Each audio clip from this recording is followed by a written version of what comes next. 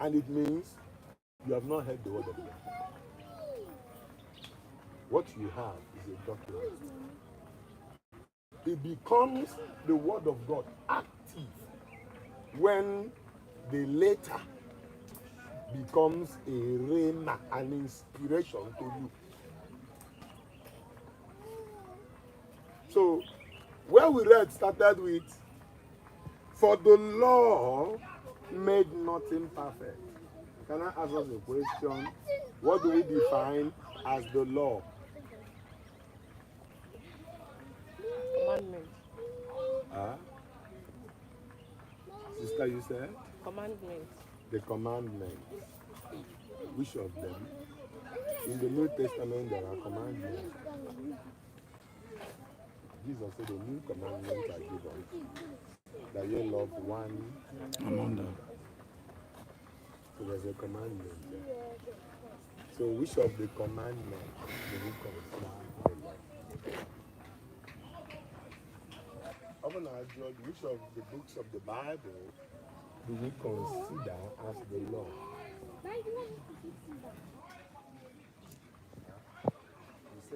Feel free now. I want us to feel free and have. I'm but if I don't take you from here, we might get there with you. I don't want to do preaching.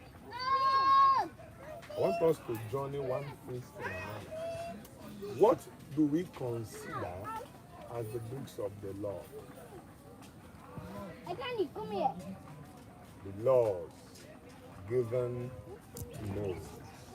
Any other question? Is Genesis included? Since it's Moses that wrote the book of Genesis. From Exodus? Only Exodus. Exodus, Leviticus. Somebody else said Exodus, Leviticus. Numbers. Deuteronomy.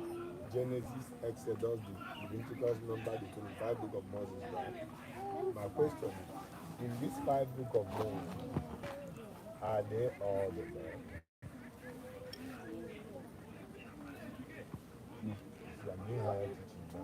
Yes, they are. Somebody said yes, they are. You said no. How? Before you go, so.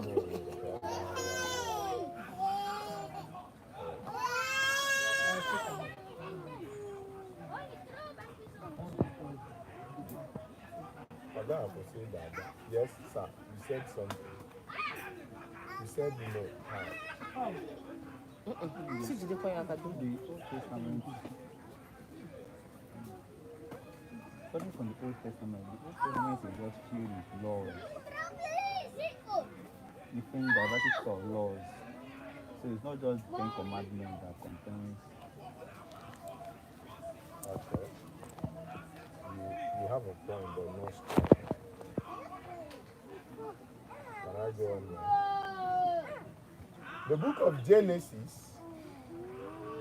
is not, in fact,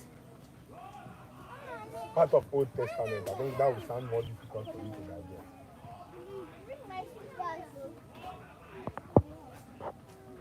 You know why?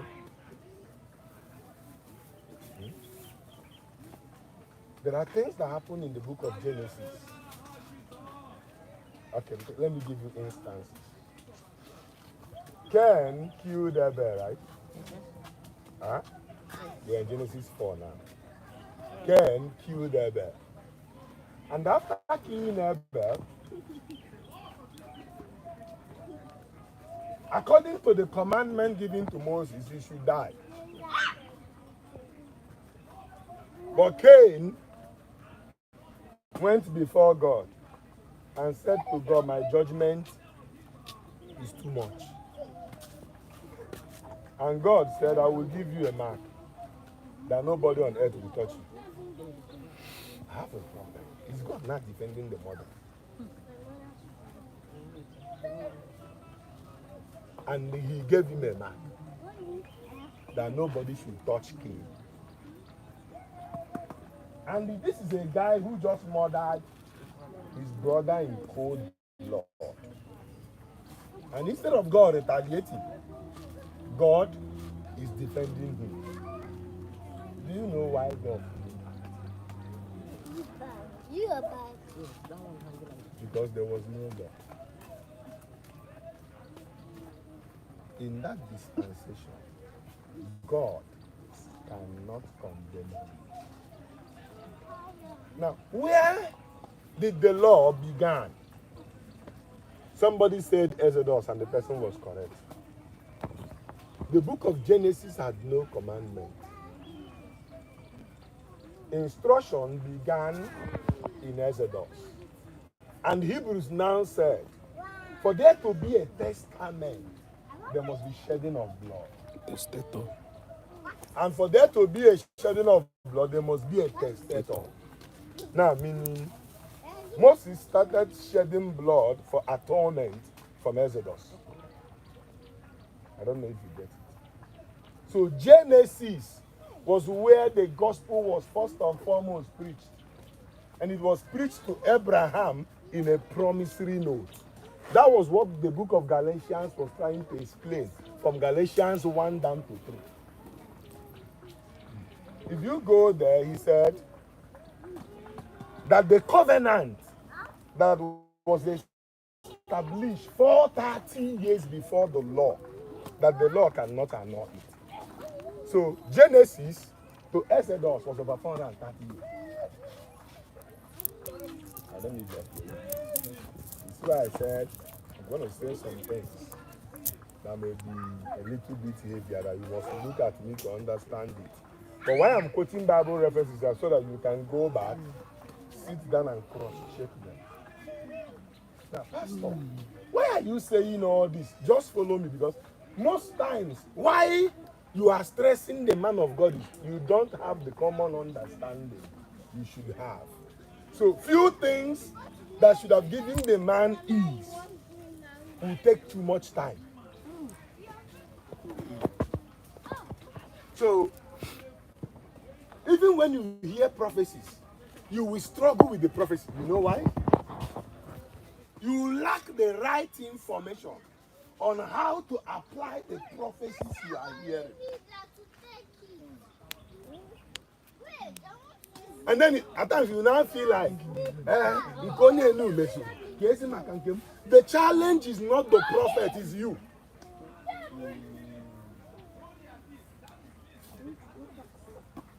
I'm telling you, somebody said something, I said, I don't defend God, it's not my job.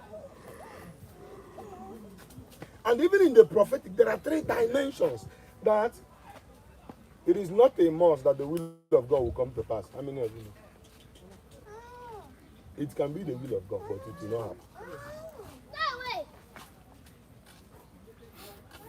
Again, that a prophecy said something does not mean it must happen. It must have been written, but you can change it. Yes. What becomes a must is when God commands it. There are 3 different levels. So, when you learn this foundation I'm trying to do now, there is what I want to teach, the unchangeable changer. For you to say somebody is unchangeable means he has been remaining like that for ages, right? But he's changing a lot of things. So those things is changing, we should understand it first.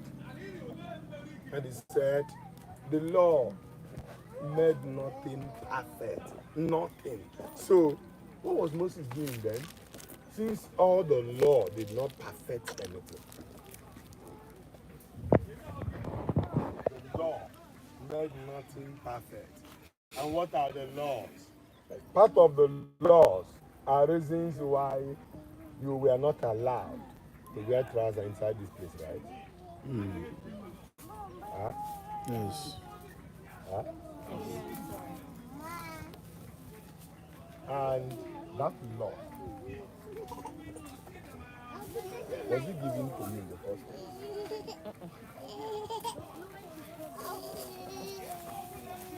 Number 2, if we should debate it or argue, Was it trousers they were wearing in that generation?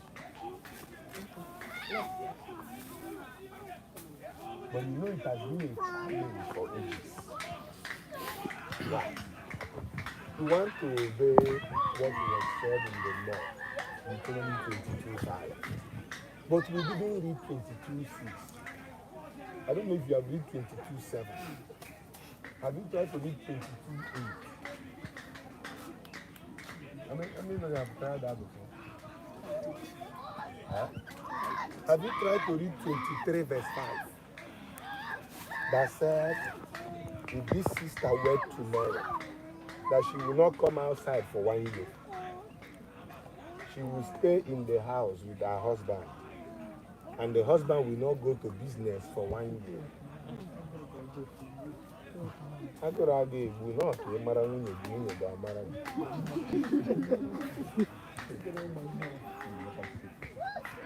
But it's written in that same Deuteronomy.